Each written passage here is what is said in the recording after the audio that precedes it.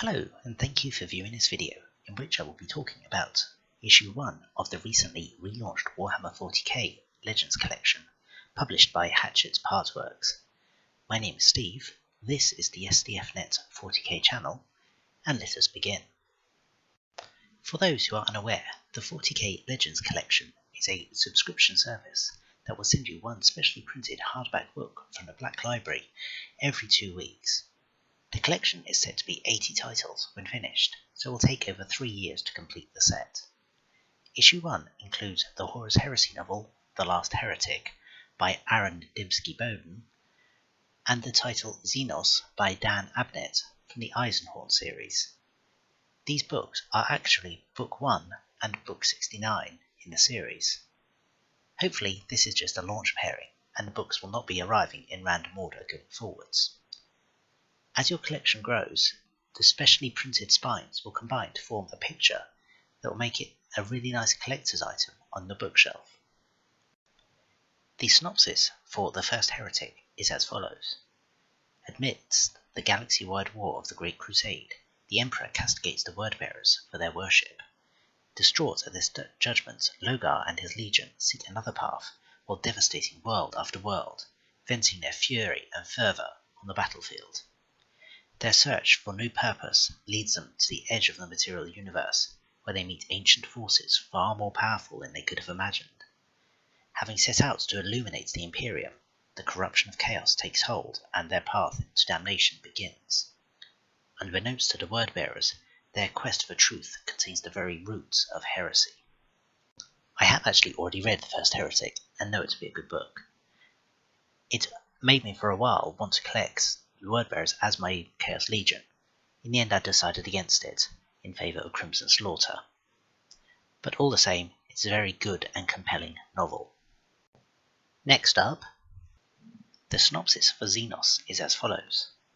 The Inquisition moves amongst mankind like an avenging shadow, striking down the enemies of humanity with uncompromising ruthlessness.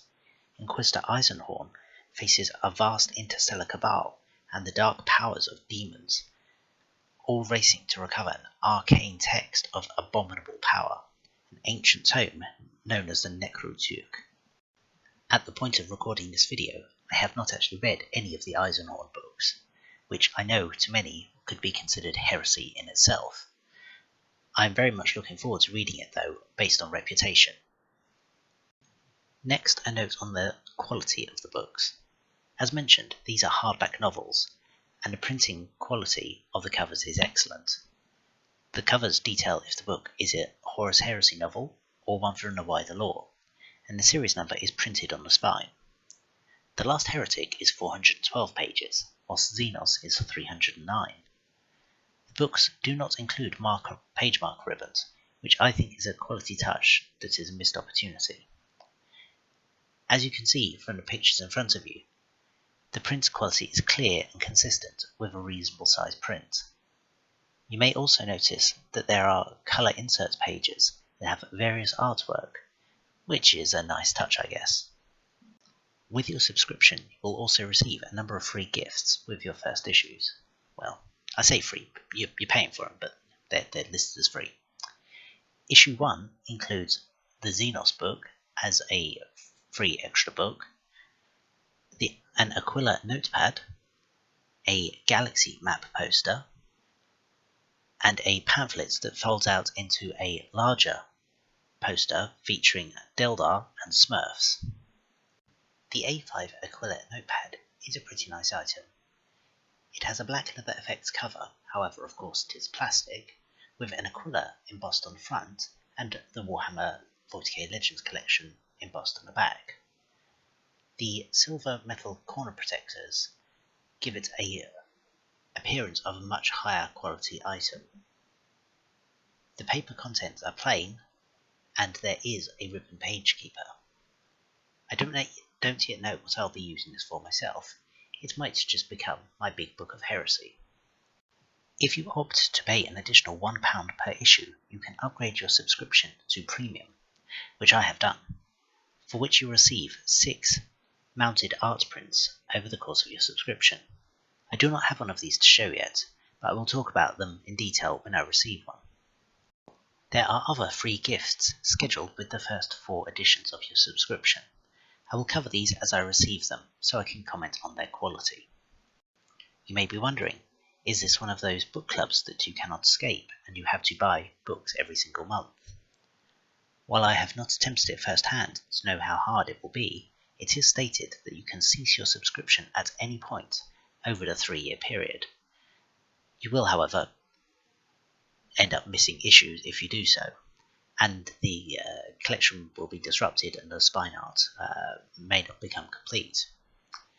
They say you will only be billed when an issue is dispatched, meaning that should you wish to cancel, you will only have paid for what you have received. It is not clear if you are able to purchase missed books individually at a later date, but that would be a nice touch. Next, a word on value. So, £20 a month, totaling £800 over the 3-year period, sounds horrendous on the face of it. However, I believe that if you look at the comparative price from Black Library, these books will actually come in cheaper than their standard cost. Let's take the first Heretic for example, $7.99 in softback.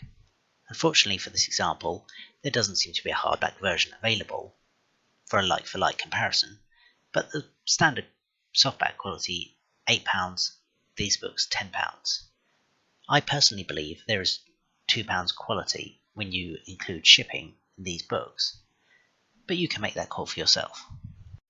So, in summary, when I first saw this collection being pitched on Bell of Lost Souls, I fell in love immediately. While I have read a number of the Horus Heresy titles, I do not own them myself, meaning that I will not be collecting duplicates. At the time when I first saw the scheme, I wanted it, but didn't have the money to commit to a subscription. And then the offer closed, and I was, well, emotionally and spiritually crushed. When the subscription was relaunched, I snapped it up right away, as I was determined not to miss it again. At this stage, I am satisfied with my purchase, but time will tell if the quality persists through the collection.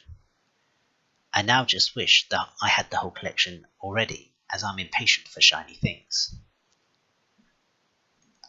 I now throw the question out to you.